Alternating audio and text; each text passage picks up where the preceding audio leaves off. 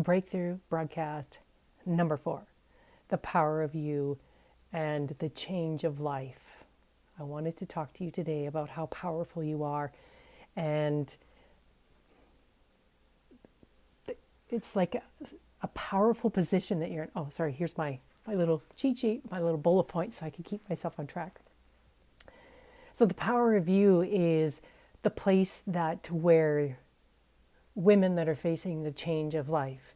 And first thing I want to say is, can we actually change the word menopause? It just seems so old school. The change of life is a nice way of saying it, but we need a new word is what I'm getting at here. So before I get carried away here, I just want to say I'm Heather, and I am here to awaken you to your power so that you can become everything that you've dreamed about and be so successful in your life and everything that you're meant to do here. So what am I talking about? The change of life and the power of you, and women that are going through or have gone through or about to go through menopause. We really need to change that word. So what I wanted to talk about, so we know what this is, but I want to give you my perspective on what this transition means. And this just landed the other day.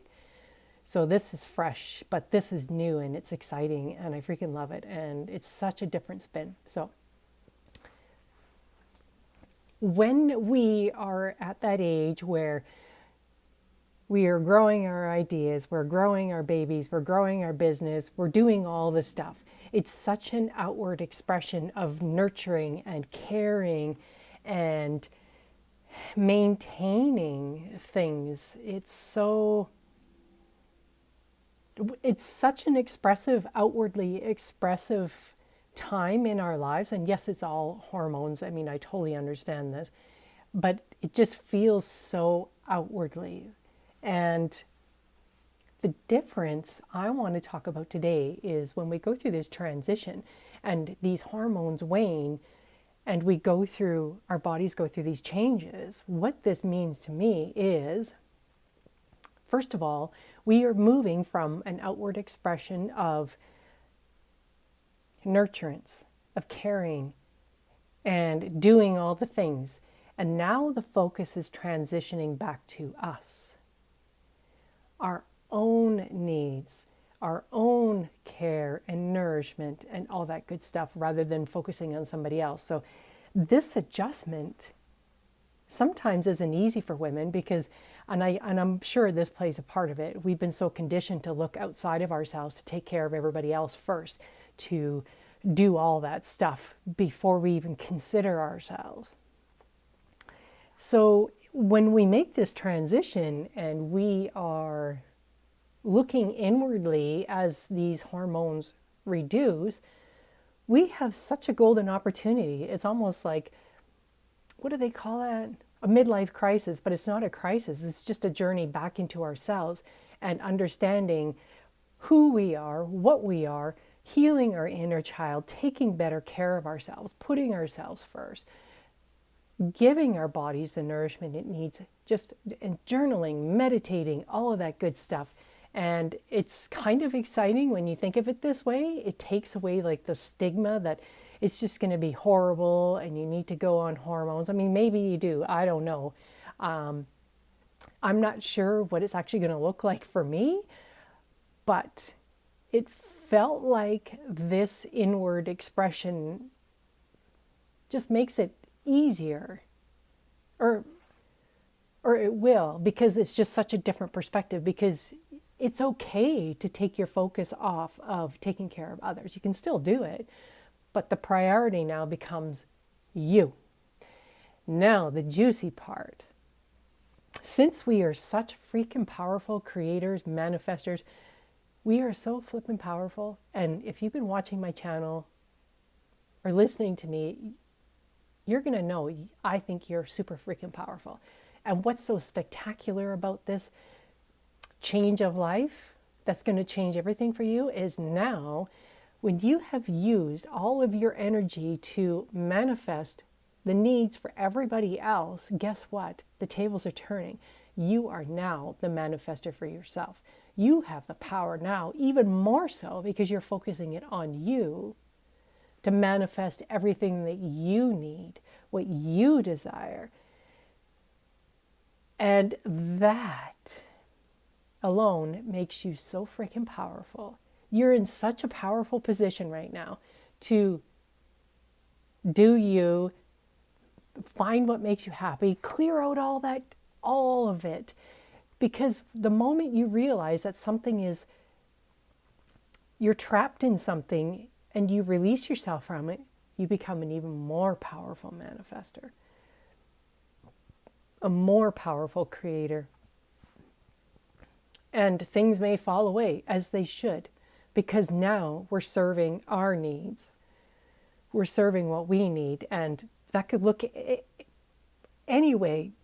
It could look like journaling, spending time alone. It could be therapy. It could be anything that brings us back to ourselves. But I just really wanted to emphasize the position, the spot of power that we're in. Like, we really have such a beautiful time to turn that energy towards us and give ourselves what we need, clear that crud out, and actually manifest.